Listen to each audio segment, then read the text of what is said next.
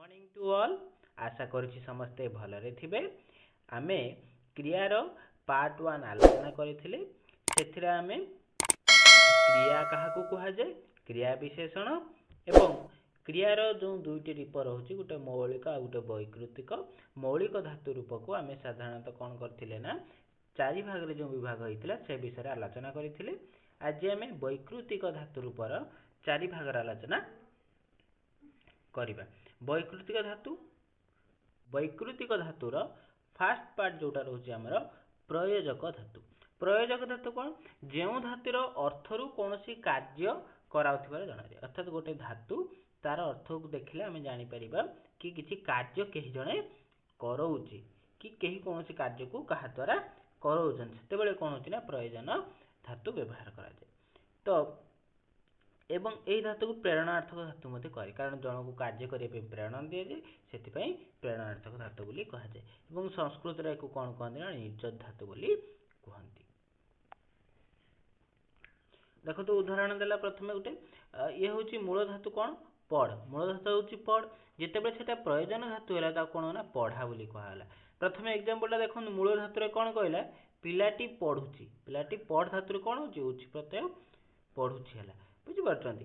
जेतेबेले शिक्षक पिलाटी को पढ़ाउछंती, ए second point देखंतु शिक्षक पिलाटी को पढ़ाउछंती, सेतेबेले देखंतु प्रयोजन कर शिक्षक काहाकू शिक्षक कोन कोनोसी कार्य करौछंती, बुझी पारले ना, पिलाटी को पढ़ाउछंती, बुझी पारले। तो एठी देखंतु ये होची पढ़ाउछंती, पढ़ा उछंती, बुझी पारले। पढ़ा पढ़ा धातु प्रयोजन धातु व्यवहार कराई छी द्वितीय सेंटेंस रे। तो से अनुसार ये होची गोटे प्रयोजन धातु एग्जांपल। प्रयोजन धातु पढ़ा धातु जो प्रयोजन धातु तार गोटे एग्जांपल। ये पिलाटी पढुची ये होची मूल धातुर एग्जांपल।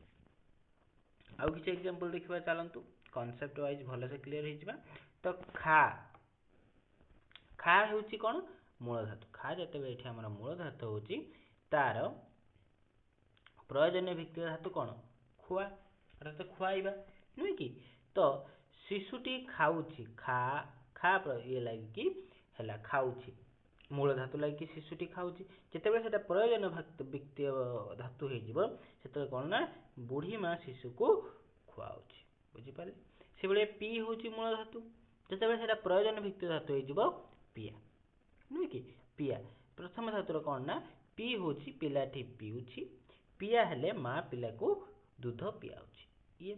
से बेले बस जेतेबेले बस होची हमर मूल धातु, आइला बसा प्रयोजन भित्ति धातु, स मूल धातु, सुआ प्रयोजन भित्ति धातु, कह कोन मूल धातु, कुहा होची प्रयोजन भित्ति धातु। जहा कोन कहला ना प्रथमे एठी हमें कोन बुझी पाले एठू कि हमर प्रयोजन भित्तिक धातु कहले जो धातुरे कोन ना गोटे प्रयोजनात्मक काम तथा जनक प्रेरणात्मक काम होतुव, कोन करथुव केही कोन करथुबे केही कार्यटी को कराउथिबे। जेतेबेले केही अन्य जणे गोटे कार्य को करांती, अर्थात प्रेरणा दियंती कार्य करिवाकू, सेही धातु को कोन कहै ना प्रयोजनात्मक धातु कहै। आशा करछु बुझी पारथिबे। परवर्ती बिट रहउछि हमर नाम धातु। नाम धातु कोन केतेक विशेष्य विशेषण पद पूर्व किछि प्रत्यय लागे। कोन प्रत्यय लागे, इबा आइबा एइबा ए सब प्रत्यय लागिले याको कोन कहै जाय, जेउ धातुटा गठि जइतो ताको नाम धातु बा शब्द धातु कहନ୍ତି, बुझी पाले। ताने सिंपल कथा गोटे विशेष्य पद एवं कोन गोटे विशेषण पद पूर्व जदि एई प्रत्यय लागिला इबा आइबा एइबा, तो एई जिंस लागिले कोन ना ताको नाम धातु कहନ୍ତି। देखंतु बाडा सॉरी बाडी, बाडी होची विशेष्य नुहे कि। तो बाडेइबा एइबा, बुझी पाले, एइबा प्रत्यय लागिची। एग्जांपल देले लोक माने चर को बाडेइले। तो एठी देखि पाले कि विशेष्य रे कोन लागिची ना एई तीनटा प्रत्यय भितर एइबा प्रत्ययटा लागिची। एइबा प्रत्ययटा एठी से लगेइची, लगेबा द्वारा एटा कोन गोटे नाम धातु हेची। नाम धातुर एग्जांपल लोक माने कोन चरटी को बाडेइले। तापर एला लट्टा। लट्टा लट्टा रे इबा प्रत्यय लागिची, देखंतु सॉरी एइबा प्रत्यय लागिची लटेइबा, बुझी पाले। लट्टा प्लस कोन एइबा, एइबा तो कोन हैला ना लटेइबा, बुझी पाले ना नाही। तने कल्ला गछटी लटेइलाणी। से बेले देखंतु आउ किछि विशेष्य पद आंठू, आंठुरु एइबा आंठेइबा, पिलाटी आंठेइछि, ओके।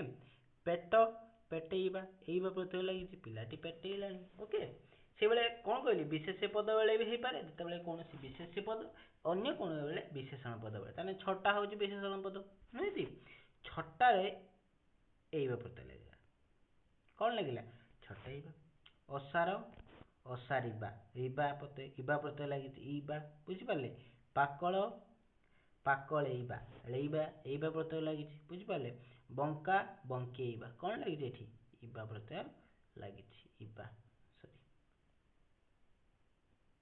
ଇବା ପ୍ରତ୍ୟୟ ଲାଗିଛି ତ ଜାଣିପାରିଲେ ନାମ ଧାତୁ କଣ ନାମ ଧାତୁ ହଉଛି ଗୋଟେ ଧାତୁ କଣ ନା ଯେତେବେଳେ କୌଣସି ବିଶେଷ୍ୟ ଏବଂ ବିଶେଷଣ ସହିତ କଣ ଲାଗିଥିବ ଇବା ଏଇବା ଆଇବା ବୁଝିପାରିଲେ ଏଇ ସବୁ ୱାର୍ଡ ଲାଗିବ ହେନେ କଣ ହବ ନା ସେ ସବୁ ଗୋଟେ ନାମ ଧାତୁ ବୋଲି କୁହାଯିବ ବୁଝିପାରିଲେ ଏବଂ ନାମ ଧାତୁକୁ ଆଉ କଣ କୁହାଯାଏ ନାମ ଧାତୁକୁ ଆମର ନାମ ଧାତୁକୁ ଶବ୍ଦ ଧାତୁ ମଧ୍ୟ କୁହାଯାଇଥାଏ ଚାଲୁ ଦେଖିବା ପରବର୍ତ୍ତୀ 3 ନମ୍ବର ରହିଛି କଣ 3 ନମ୍ବର ରହିଛି ଆପଣ ମାନଙ୍କର ସନଦ ଧାତୁ ସନଦ ଧାତୁ କଣ ଏହାକୁ କଣ ନା ଇଚ୍ଛା ଅର୍ଥରେ ସଂସ୍କୃତରେ ସନ୍ ପ୍ରତ୍ୟୟ ବ୍ୟବହାର ହୁଏ ସନ୍ ପ୍ରତ୍ୟୟ ବ୍ୟବହାର ହେଲେ ତାକୁ କଣ ହେଲା ସନଦ ବୋଲି କୁହାଯାଏ ତ ଇଚ୍ଛା ଅର୍ଥରେ ଯାହା ବ୍ୟବହାର ହতো ପାଇବାର ଇଚ୍ଛା କଣ ପାଇବାର ଇଚ୍ଛା ପିପାସ ମାନ ମୀମାଂସ ଶୁଣିବାର ଇଚ୍ଛା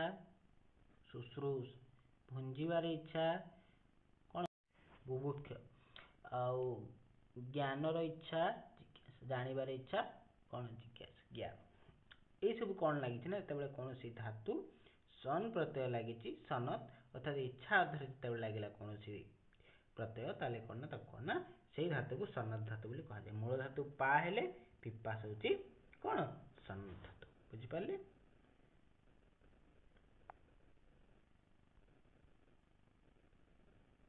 ତାପରେ ହେଲା ଜନତ ଧାତୁ ଜନତ ଧାତୁ କଣ ପୌନଃପୁନ ବା ଅତିଶଯ୍ୟା ବୁଝାଇବା ପାଇଁ ସଂସ୍କୃତ ଭାଷାରେ ଧାତୁରେ